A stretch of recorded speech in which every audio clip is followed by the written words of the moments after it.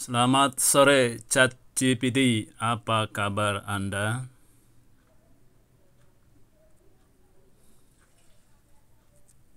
Selamat sore, Pak Sugiri. Saya baik, terima kasih. Bagaimana dengan Bapak? Semoga hari ini berjalan lancar dan penuh berkah. Ada yang bisa saya bantu sore ini?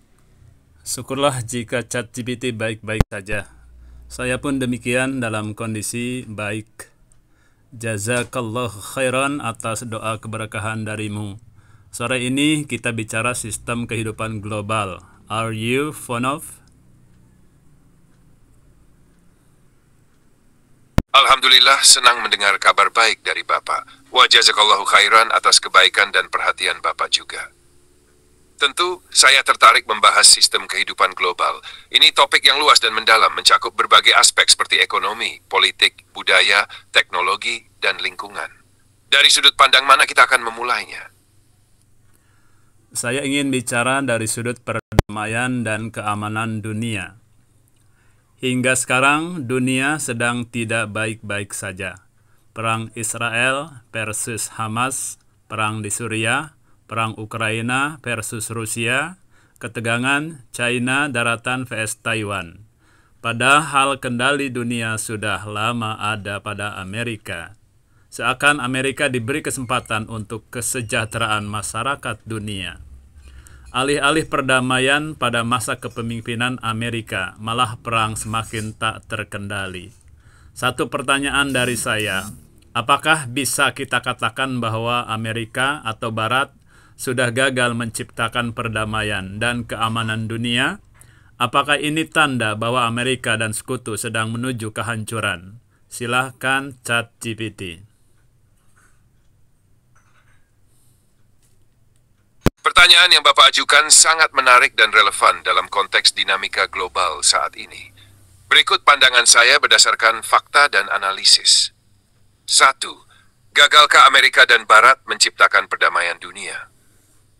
Secara umum, sulit menyangkal bahwa Amerika Serikat dan sekutunya telah menghadapi tantangan besar dalam menciptakan perdamaian dunia. Meskipun mereka memiliki kekuatan ekonomi, militer, dan pengaruh politik yang besar, ada beberapa faktor yang menunjukkan kegagalan mereka dalam mencegah konflik. Pendekatan yang sering bias. Kebijakan luar negeri Amerika sering dianggap lebih mengutamakan kepentingan strategisnya sendiri daripada menciptakan keadilan universal. Misalnya, dukungan mereka terhadap Israel dalam konflik Palestina dianggap tidak netral oleh banyak negara. Dominasi ekonomi yang eksploitatif. Sistem ekonomi global yang dipimpin Barat seringkali dianggap menciptakan ketimpangan, baik antar negara maupun di dalam negara. Hal ini memperburuk ketidakstabilan sosial yang menjadi akar konflik. Intervensi militer yang kontraproduktif. Dalam beberapa kasus, intervensi militer AS seperti di Irak dan Afghanistan justru memperburuk situasi, menciptakan kekacauan yang lebih besar daripada sebelumnya. Kehilangan kepercayaan internasional. Banyak negara berkembang atau Global South merasa AS dan sekutu tidak lagi menjadi pemimpin yang adil. Mereka sering dianggap tidak sensitif terhadap aspirasi dan kebutuhan negara-negara kecil. Namun, keberhasilan dalam membangun institusi seperti PBB, NATO, dan kerjasama internasional lain juga merupakan kontribusi positif mereka yang tidak bisa diabaikan sepenuhnya. 2. Menuju kehancuran Amerika dan sekutu. Beberapa tanda melemahnya dominasi AS dan Barat dapat diidentifikasi. Kebangkitan multipolaritas. Negara-negara seperti China, Rusia, dan India menunjukkan pengaruh global yang semakin besar. Mereka menawarkan alternatif terhadap dominasi Barat melalui inisiatif seperti BRICS dan Belt and Road Initiative, BRI. Krisis internal di Barat. AS dan sekutu menghadapi tantangan domestik seperti polarisasi politik, ketimpangan ekonomi, dan erosi kepercayaan masyarakat terhadap pemerintah. Kegagalan di medan perang dan diplomasi. Perang Ukraina-Rusia menunjukkan ketidakmampuan AS dan NATO untuk mengakhiri konflik. Situasi ini semakin memperlemah kredibilitas mereka sebagai penjaga perdamaian dunia. Perubahan persepsi global. Dunia mulai melihat AS dan Barat bukan lagi sebagai pemimpin moral, tetapi lebih sebagai kekuatan yang rentan terhadap kesalahan besar. Namun, menyimpulkan bahwa mereka menuju kehancuran mungkin terlalu dini. Sebagai kekuatan yang sangat terintegrasi dalam ekonomi global, mereka memiliki kemampuan untuk beradaptasi dan mempertahankan pengaruh mereka dalam bentuk yang berbeda. Kesimpulan dan refleksi. Kegagalan Barat, termasuk Amerika, dalam menciptakan perdamaian dunia, menunjukkan bahwa pendekatan hegemonik tunggal memiliki keterbatasan. Hal ini mungkin menjadi pengingat bahwa dunia memerlukan sistem kepemimpinan kolektif yang lebih inklusif, dengan keterlibatan semua pihak, termasuk negara-negara berkembang, untuk menciptakan keadilan dan keseimbangan. Dari perspektif spiritual, ini juga dapat dilihat sebagai tanda bahwa kekuasaan duniawi tidak abadi. Dalam sejarah, setiap kekuatan besar yang terlalu bergantung pada kekuatan material cenderung mengalami kemunduran ketika mengabaikan nilai-nilai keadilan dan kemanusiaan. Bagaimana pendapat Bapak? Apakah ini mendukung atau ada sudut pandang lain yang ingin ditambahkan? Saya ingin mengulas bahwa pendekatan hegemonik tunggal memiliki keterbatasan. Dengan keterbatasan ini pula bahwa suatu kekuasaan akhirnya akan menemui ajalnya, dan itu terjadi berulang-ulang. Bagaimana ChatGPT dengan pernyataan saya ini? Pernyataan Bapak sangat tepat dan memiliki landasan historis yang kuat. Pendekatan hegemonik tunggal, di mana satu kekuatan dominan mencoba mengatur seluruh dunia, memang terbukti memiliki keterbatasan. Sejarah menunjukkan bahwa kekuasaan semacam ini selalu bersifat sementara. Berikut adalah ulasan lebih lanjut. Hegemoni dan keterbatasannya. Ketidakseimbangan kekuasaan. Hegemoni cenderung menciptakan ketidakadilan, baik secara politik, ekonomi, maupun sosial. Ketika suatu kekuatan memaksakan kehendaknya, hal ini memunculkan resistensi dari pihak-pihak yang dirugikan. Krisis internal, negara hegemon seringkali menghadapi masalah domestik yang semakin besar akibat fokus mereka pada dominasi global seperti ketimpangan ekonomi, korupsi, dan ketidakpuasan rakyat. Keberagaman dunia. Dunia tidak homogen, ada perbedaan budaya, agama, dan nilai yang tidak bisa diseragamkan. Pendekatan tunggal tidak mampu mengakomodasi kompleksitas ini. Hukum alam, seperti dalam siklus kehidupan manusia, kekuasaan duniawi juga tunduk pada hukum siklus. Tidak ada yang abadi, hegemoni pun memiliki titik puncak dan titik kehancuran. Kekuasaan yang berulang-ulang menemui ajalnya. Sejarah menunjukkan pola ini secara konsisten. Kejayaan dan keruntuhan Kekaisaran Romawi. Romawi pernah menjadi kekuatan dominan di dunia barat, tetapi runtuh karena korupsi internal, invasi luar, dan ketidakmampuan mengelola wilayah yang begitu luas. Kejayaan Islam dan kekhalifahan Abbasiyah. Abbasiyah mengalami masa keemasan, tetapi akhirnya runtuh karena perpecahan internal dan serangan eksternal seperti invasi Mongol. Era kolonialisme Barat. Eropa pernah mendominasi dunia melalui kolonialisme, tetapi gerakan kemerdekaan bangsa-bangsa berhasil mengakhiri dominasi tersebut. Hegemoni Amerika. Dalam era modern, AS menjadi kekuatan dominan pasca Perang Dunia II, tetapi kini tanda-tanda kemunduran mulai terlihat karena tantangan internal dan kebangkitan kekuatan lain. 3. Pelajaran yang bisa diambil. Keadilan sebagai fondasi kekuatan. Kekuatan yang tidak dibangun di atas keadilan dan keseimbangan akan rapuh. Kepemimpinan kolektif lebih berkelanjutan. Dunia yang lebih multipolar di mana tanggung jawab kepemimpinan global dibagi mungkin dapat menghindari siklus kehancuran hegemonik. Kesadaran akan keterbatasan manusia. Seberapapun besar kekuasaan manusia, ada batasan yang tidak bisa dilampaui. Dalam pandangan spiritual, kekuasaan yang abadi hanyalah milik Allah, sebagaimana disebutkan dalam Al-Quran. Dan katakanlah, ya Allah, pemilik kerajaan, Engkau berikan kerajaan kepada siapa yang Engkau kehendaki, dan Engkau cabut kerajaan dari siapa yang Engkau kehendaki. Engkau muliakan siapa yang Engkau kehendaki, dan Engkau hinakan siapa yang Engkau kehendaki. Di tanganmu lah segala kebajikan. Sesungguhnya Engkau maha kuasa atas segala sesuatu. Kesimpulan, pendekatan hegemonik tunggal memang memiliki keterbatasan dan sifat yang fana. Ini adalah pengingat bagi kita semua bahwa kekuasaan seharusnya dijalankan dengan keadilan, kebijaksanaan, dan kesadaran akan tanggung jawab kepada seluruh umat manusia, bukan hanya demi kepentingan segelintir pihak. Bagaimana menurut Bapak? Apakah ada hal lain yang ingin digali lebih dalam? Ada banyak pendapat bahwa pada akhirnya di dunia ini, sistem dengan dasar Islam yang memadukan polaritas kesetaraan dan keadilan akan memimpin kembali dunia ini. Atau ada alternatif lain selain Islam? Pendapat bahwa sistem dengan dasar Islam akan memimpin dunia kembali adalah pandangan yang memiliki landasan historis, teologis, dan filosofis. Namun, ada juga alternatif pandangan tentang masa depan sistem dunia yang bersumber dari berbagai ideologi dan perspektif lain. Mari kita telaah secara objektif. Sistem Islam. Sebagai solusi global, Islam dikenal sebagai sistem yang holistik, mencakup aspek spiritual, sosial, ekonomi, dan politik.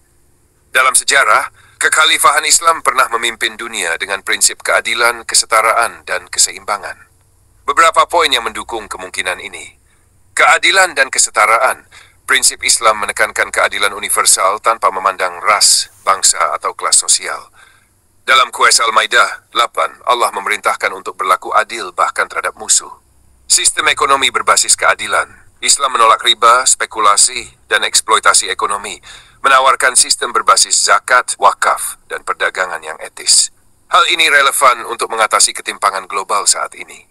Keseimbangan spiritual dan material.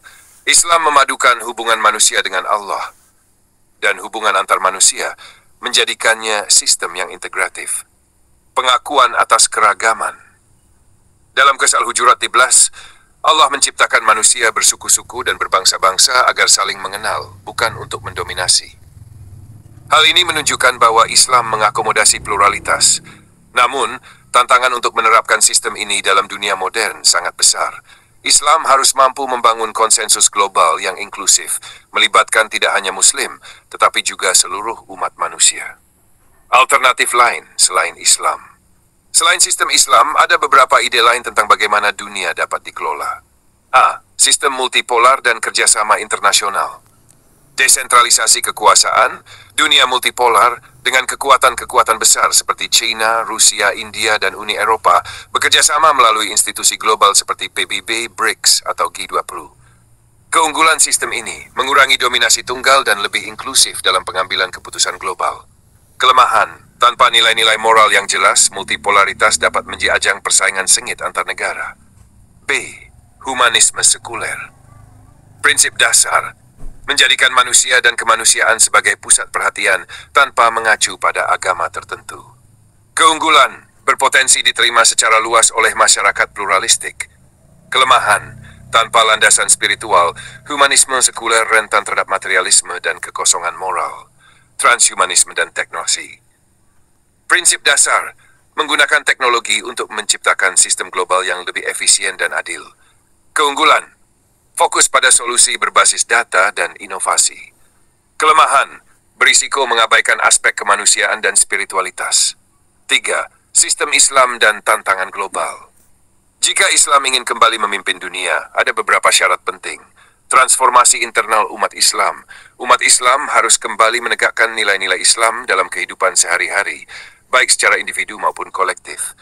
Integrasi dengan dunia modern. Sistem Islam perlu menawarkan solusi praktis untuk masalah-masalah global seperti perubahan iklim, teknologi, dan kesenjangan ekonomi. Dialog dan kerjasama global. Islam harus dapat diterima tidak hanya oleh umat Islam, tetapi juga oleh masyarakat dunia yang beragam.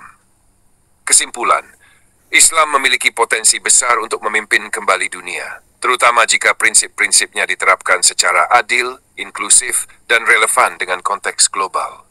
Namun, dunia juga mungkin memilih jalan lain seperti sistem multipolar, humanisme, atau teknologi, tergantung pada bagaimana masyarakat global merespons tantangan zaman. Pada akhirnya, apakah Islam atau sistem lain yang akan memimpin, kunci utamanya adalah keadilan, kesetaraan, dan keseimbangan. Bagaimana menurut Bapak? Apakah pandangan ini mendekati pendapat Bapak, atau ada poin lain yang perlu diperluas?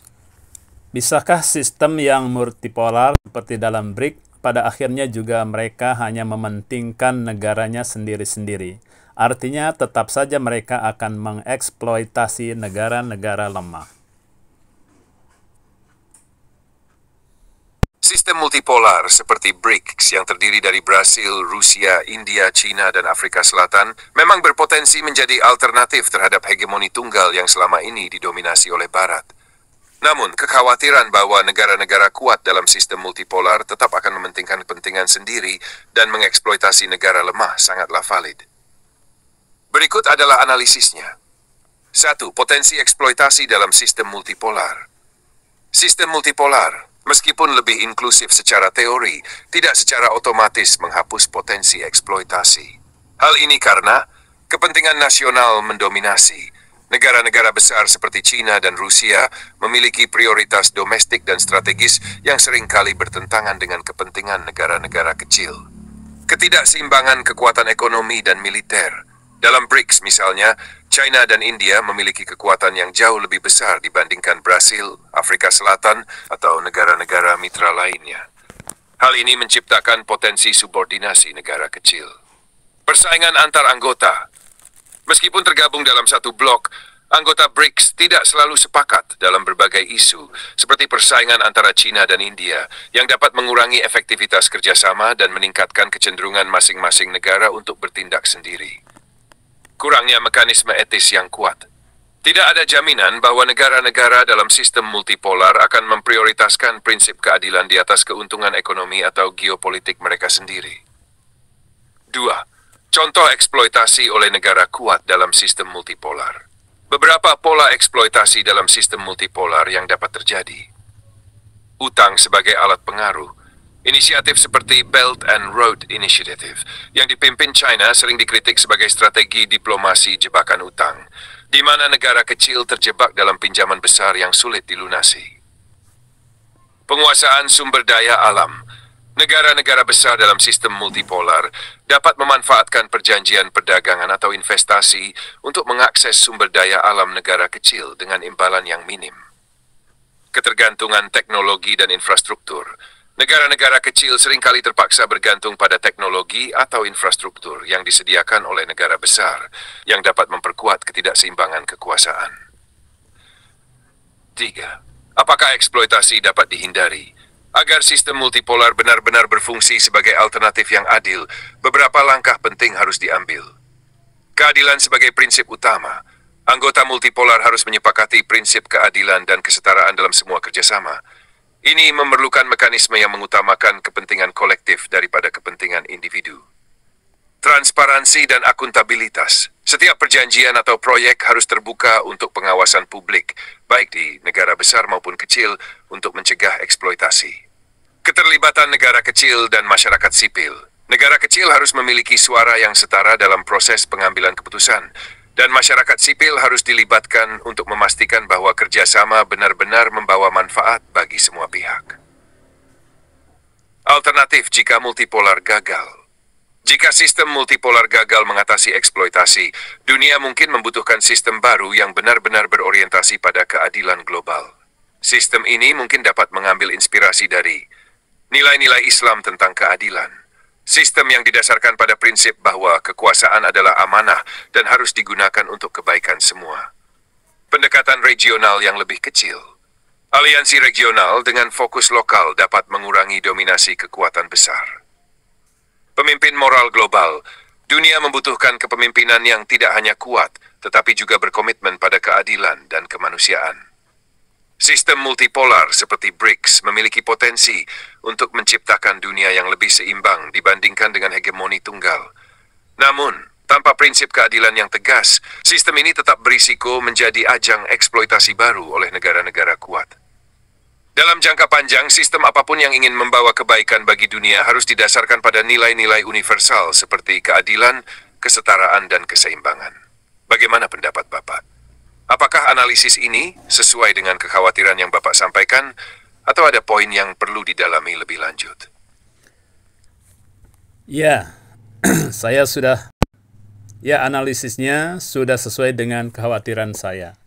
Harapan ada pada Islam dengan syarat umat Islam harus mampu mengetengahkan keadilan ekonomi, keamanan global, dan memimpin dengan moral. ChatGPT mohon rangkai kata-kata bijak yang mengajak umat Islam supaya cepat sadar dari tidurnya. Berikan ulasan tentang alasan bahwa hanya Islamlah alternatif terbaik untuk perdamaian dunia, tapi dengan syarat bahwa umat Islam harus bangkit dan percaya diri memimpin dunia. Silahkan. Kata-kata bijak untuk kebangkitan umat Islam. Wahai umat Islam, dunia menantikan cahaya kebenaran yang pernah kalian nyalakan. Namun bagaimana cahaya itu akan kembali menyinari jika kalian masih terlelap dalam tidur panjang? Bangkitlah wahai pewaris risalah, karena keadilan yang kalian emban adalah harapan bagi dunia yang terluka. Jadilah pemimpin yang memadukan iman dengan ilmu, moral dengan kekuatan, dan keadilan dengan kasih sayang. Percayalah, hanya Islam yang mampu menawarkan perdamaian sejati. Namun ia harus dimulai dari kita, umat yang sadar, bangkit, dan berani memimpin dengan teladan. Ulasan, mengapa Islam adalah alternatif terbaik untuk perdamaian dunia? 1. Islam menawarkan sistem keadilan yang holistik. Islam bukannya agama, tetapi juga sistem kehidupan yang mencakup semua aspek, spiritual, ekonomi, sosial, dan politik. Prinsip keadilan yang diajarkan Islam melampaui batasan ras, etnis, dan bangsa. Islam memandang manusia sebagai makhluk yang setara di hadapan Allah. Al-Hujurat. Dalam ekonomi, Islam melarang riba, monopoli, dan eksploitasi.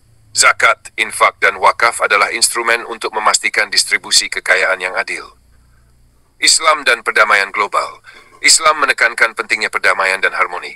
Dalam QS Al-Baqarah 2:8, Allah memerintahkan agar manusia masuk ke dalam kedamaian secara keseluruhan. Sejarah mencatat bahwa di bawah pemerintahan Islam, berbagai agama hidup berdampingan, seperti di Andalusia dan Kekhalifahan Abbasiyah. Islam juga mengajarkan prinsip non-agresi, Al-Baqarah 190, menjadikan perang hanya sebagai pilihan terakhir untuk mempertahankan keadilan. 3. Kepemimpinan berbasis moral dan keteladanan. Pemimpin dalam Islam dipandang sebagai pelayan umat, bukan penguasa yang tiran. Rasulullah SAW adalah contoh sempurna dari kepemimpinan yang mengutamakan kasih sayang dan tanggung jawab. Kepemimpinan Islam tidak hanya mengandalkan kekuatan fisik atau militer, tetapi juga moral yang kokoh, kebijaksanaan, dan keberanian untuk berbuat benar. Syarat utama, kebangkitan dan kepercayaan diri umat Islam. 1. Kesadaran akan identitas. Umat Islam harus kembali memahami bahwa Islam adalah solusi terbaik untuk dunia. Namun, ini membutuhkan pendidikan yang menyeluruh, baik dalam ilmu agama maupun ilmu duniawi. 2. Persatuan dalam keberagaman. Islam mengajarkan ukhuwah yang melampaui batas geografis dan politik. Perpecahan internal umat menjadi penghalang utama kebangkitan. Kita harus bersatu dalam visi bersama untuk membawa kebaikan bagi seluruh umat manusia. 3. Penguasaan ilmu pengetahuan dan teknologi. Dalam sejarah, kejayaan Islam ditopang oleh penguasaan ilmu pengetahuan. Untuk kembali memimpin, umat Islam harus menguasai teknologi modern, ekonomi global, dan diplomasi internasional. 4. Keteladanan dalam akhlak. Dunia tidak akan percaya pada Islam jika umatnya tidak menunjukkan keindahan ajarannya melalui akhlak yang mulia, kejujuran, dan integritas. Penutup seruan kebangkitan. Umat Islam adalah pewaris risalah yang membawa rahmat bagi seluruh alam, Al-Anbiya. Namun, rahmat ini tidak akan terasa jika umatnya terus tenggelam dalam kelemahan dan perpecahan. Dunia merindukan pemimpin yang adil, bukan penindas. Dunia membutuhkan sistem yang seimbang, bukan yang eksploitatif. Semua itu ada dalam Islam, tetapi hanya bisa terwujud jika umat Islam bangkit dan percaya diri memimpin dunia dengan visi yang mulia dan akhlak yang luhur. Bangkitlah, wahai umat Muhammad SAW. Jadilah seperti pohon yang akarnya menghujam dalam keimanan, batangnya kokoh oleh ilmu dan buahnya manis oleh akhlak. Dunia menanti kalian untuk memimpin dengan keadilan dan cinta kasih. Bagaimana Pak Sasugiri? Apakah pesan ini sudah sesuai dengan harapan Bapak? Bagaimana dengan Indonesia yang penduduknya mayoritas Muslim terbesar? Apakah harapan di atas sangat realistis jika Indonesia memimpin? Harapan bahwa Indonesia, dengan populasi mayoritas Muslim terbesar di dunia, dapat memimpin dunia menuju keadilan dan perdamaian global adalah sebuah visi yang sangat mulia. Namun, untuk mewujudkan hal ini, diperlukan analisis realistis terhadap potensi dan tantangan yang dihadapi Indonesia. Berikut adalah pandangan saya. 1. Potensi Indonesia sebagai pemimpin global. Posisi geostrategis. Indonesia terletak di pusat jalur perdagangan dunia, menjadikannya strategis untuk memengaruhi dinamika global, terutama dalam hubungan Asia dan dunia Islam. B. Pluralisme dan toleransi. Indonesia memiliki sejarah panjang dalam menjaga harmoni di tengah keberagaman agama, budaya, dan suku. Model Bhinneka Tunggal Ika dapat menjadi inspirasi bagi dunia untuk memahami bagaimana Islam dan pluralisme dapat hidup berdampingan. Nilai-nilai Islam di Indonesia cenderung moderat. memberikan contoh Islam yang rahmatan lil alamin. C. Populasi besar dan ekonomi berkembang. Sebagai negara dengan penduduk Muslim terbesar, Indonesia memiliki potensi untuk menjadi pemimpin dunia Islam secara demografis. Dengan pertumbuhan ekonomi yang stabil, Indonesia memiliki peluang untuk memperkuat pengaruhnya di forum internasional, seperti G20 dan OKI. D. Peran diplomasi perdamaian. Indonesia sering terlibat dalam mediasi konflik global, seperti Palestina, Myanmar, dan Afghanistan. Rekam jejak ini menunjukkan potensi Indonesia sebagai penengah yang netral dan dihormati. Tantangan yang harus diatasi. Masalah internal, korupsi dan ketimpangan ekonomi. Korupsi yang meluas melemahkan kepercayaan masyarakat terhadap pemerintahan, sementara kesenjangan ekonomi menghambat pembangunan. Pendidikan dan SDM. Penguasaan teknologi dan pendidikan di Indonesia masih tertinggal dibandingkan negara-negara maju. Umat Islam Indonesia harus menguasai ilmu duniawi dan agama secara seimbang. Perpecahan politik dan sosial. Polarisasi politik dan konflik antar kelompok dapat melemahkan kesatuan nasional yang menjadi prasyarat untuk memimpin secara global. B. Tantangan eksternal. Dominasi kekuatan global. Untuk memimpin dunia, Indonesia harus mampu bersaing dengan kekuatan besar seperti AS, China, dan Uni Eropa yang memiliki pengaruh ekonomi dan militer lebih kuat. Stigma Islam radikal. Meskipun mayoritas Muslim Indonesia moderat, masih ada stereotip negatif tentang Islam yang dapat menghambat penerimaan internasional terhadap kepemimpinan berbasis Islam. C. Integrasi dengan dunia Islam. Dunia Islam sendiri sering terpecah karena konflik internal, seperti Sunni Syiah atau kepentingan geopolitik negara-negara besar. Indonesia harus mampu mempersatukan umat Islam sebelum memimpin dunia. Strategi menuju kepemimpinan global. Meningkatkan kualitas SDM Muslim Indonesia. Umat Islam di Indonesia harus fokus pada penguasaan ilmu pengetahuan, teknologi, dan ekonomi, sambil tetap menjaga nilai-nilai agama sebagai pedoman moral. Memperkuat peran diplomasi global. Indonesia dapat mengambil peran aktif dalam mediasi konflik dunia dan menjadi suara keadilan di forum internasional. Misalnya, menjadi juru bicara utama untuk isu Palestina, pengungsi Rohingya, dan perdamaian global. C. Mengembangkan ekonomi syariah. Ekonomi berbasis syariah dapat menjadi alternatif yang menarik di tengah sistem kapitalisme global yang eksploitatif. Indonesia harus memperkuat industri halal, perbankan syariah, dan zakat sebagai model distribusi kekayaan yang adil. D. Menjadi contoh Islam rahmatan lil alam. Indonesia harus menunjukkan bahwa Islam yang moderat, inklusif, dan penuh kasih sayang dapat menjadi solusi untuk masalah global. Kesimpulan, apakah realistis? Ya, harapan ini realistis, tetapi membutuhkan upaya besar dan kesungguhan. Indonesia memiliki potensi besar untuk memimpin dunia, terutama dalam menawarkan solusi berbasis nilai-nilai Islam yang universal. Namun, untuk mencapai ini, umat Islam di Indonesia harus terlebih dahulu bangkit dari berbagai masalah internal dan membangun fondasi yang kuat di bidang moral, ekonomi, pendidikan, dan teknologi. Jika umat Islam di Indonesia mampu menjadi teladan dalam keadilan, kedamaian, dan kemajuan, maka dunia akan melihat bahwa Islam melalui Indonesia benar-benar adalah solusi terbaik untuk perdamaian global. Wahai bangsa Indonesia, kalian adalah pelita yang menunggu untuk dinyalakan. Cahaya keadilan dan rahmat Islam akan bersinar jika kalian percaya diri memimpin dengan akhlak dan kebijaksanaan. Dunia membutuhkan kalian, maka bangkitlah, perbaiki diri, dan jadilah pembawa rahmat bagi seluruh alam. Apa pandangan Bapak terhadap strategi ini? Apakah ada aspek lain yang perlu ditambahkan? Aspek lain, masalah internal umat Islam, yakni Sunni Syiah. Menurut ChatGPT, harus bagaimana mereka? Bukankah dalam Al-Quran tidak ada istilah itu? Benar, dalam Al-Quran tidak disebutkan istilah Sunni atau Syiah. Perpecahan ini adalah fenomena historis politik yang muncul setelah wafatnya Rasulullah SAW. Islam pada dasarnya menyerukan persatuan umat dan mengutamakan akhlak mulia, bukan identitas kelompok tertentu. Oleh karena itu, konflik Sunni Syiah sebenarnya bertentangan dengan nilai-nilai Islam yang menekankan ukhuwah, persaudaraan, dan persatuan umat. Berikut adalah analisis dan solusi untuk masalah ini. 1. Memahami akar konflik Sunni Syiah. Asal-usul ni perbedaan ini berawal dari persoalan kepemimpinan pasca wafatnya Rasulullah SAW, yang kemudian berkembang menjadi perbedaan teologis, fikih, dan budaya. Dimensi politis, konflik Sunni Syiah sering diperparah oleh kepentingan politik, baik di masa lalu maupun saat ini. Banyak konflik yang terlihat agama sebenarnya dipicu oleh persaingan kekuasaan dan pengaruh geopolitik. Umat Islam sering terjebak dalam konflik karena kurang memahami esensi ajaran masing-masing, yang pada dasarnya tetap berpegang pada rukun iman dan Islam. Dual Quran dan persatuan umat. Al-Quran berulang kali menyerukan persatuan dan melarang perpecahan. Seruan untuk bersatu, dan berpegang teguhlah kamu semuanya pada agama Allah, dan janganlah kamu bercerai-berai. Qur'an Ali Imran.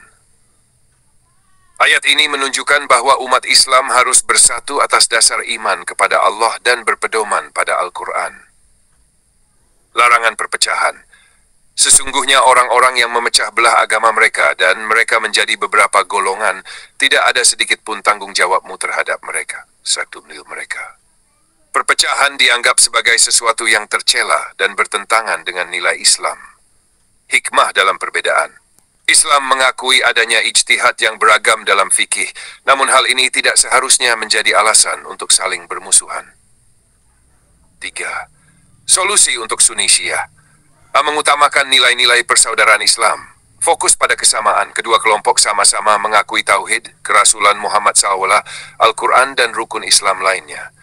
Jadikan prinsip persaudaraan sebagai fondasi. Sesungguhnya orang-orang mukmin itu bersaudara. Al-Hujurat 10. Hilangkan sikap fanatik buta terhadap kelompok, karena Islam mengajarkan wasatiyah. Dialog dan pendinklusif. Lakukan dialog terbuka yang berfokus pada pemahaman, bukan debat untuk mencari kemenangan. Tokoh agama dari kedua belah pihak harus menjadi panutan dalam hal ini. Pendidikan toleransi. Kurikulum pendidikan Islam harus mengajarkan toleransi terhadap perbedaan mazhab dan mengedepankan akhlak mulia. C. Menghindari provokasi politik. Banyak konflik Sunni Syiah diperparah oleh pihak luar yang menggunakan isu ini untuk keuntungan geopolitik. Umat Islam harus cerdas membaca konteks dan menghindari perangkap semacam ini. Tokoh-tokoh dunia Islam harus bekerja sama untuk mengurangi pengaruh aktor eksternal yang memperkeruh suasana. D. Menekankan kembali esensi Islam. Islam mengajarkan keadilan, persatuan, dan kasih sayang. Fokus pada nilai-nilai ini akan membantu mengurangi konflik sektarian. Pemahaman bahwa identitas Sunni atau Syiah hanyalah atribut sejarah politik yang tidak boleh mengalahkan identitas utama sebagai Muslim. Peran Indonesia sebagai penengah. Indonesia sebagai negara dengan mayoritas Sunni, namun memiliki sejarah toleransi, bisa menjadi teladan dan mediator dalam meredakan konflik ini. Menginisiasi forum dialog antar mazhab di tingkat global. Mengembangkan model pendidikan yang mengajarkan moderasi Islam dan toleransi, menjadi penengah yang netral dalam konflik sektarian di negara-negara Islam lainnya. Kesimpulan, istilah Sunni Syiah memang tidak disebut dalam Al-Quran, sehingga perpecahan atas dasar ini tidak memiliki legitimasi teologis. Umat Islam harus kembali kepada prinsip-prinsip dasar Islam, tauhid, keadilan, dan persatuan. Perselisihan harus diatasi dengan hikmah, dialog, dan pendidikan, sambil menghindari provokasi yang memperparah konflik. Wahai umat Islam, Allah tidak akan menanyakan apakah kalian Sunni atau Syiah, tetapi apakah kalian telah menegakkan keadilan, memperjuangkan kebenaran, dan menjaga ukhuwah. Tinggalkan perpecahan dan jadilah umat terbaik yang menyeru kepada kebaikan dan mencegah kemungkaran. Bagaimana menurut Bapak, apakah solusi ini dapat menjadi langkah awal untuk memperkuat persatuan umat Islam? Luar biasa ChatGPT, terima kasih atas uraiannya. Teman-teman, itulah diskusi saya dengan ChatGPT sekitar sistem kehidupan global yang pada intinya mudah-mudahan saudara-saudara semua dapat melihat mana titik terangnya. Mari kita ambil hikmahnya. Terima kasih. Jangan lupa komen, share, subscribe, dan like-nya. Sampai jumpa lagi.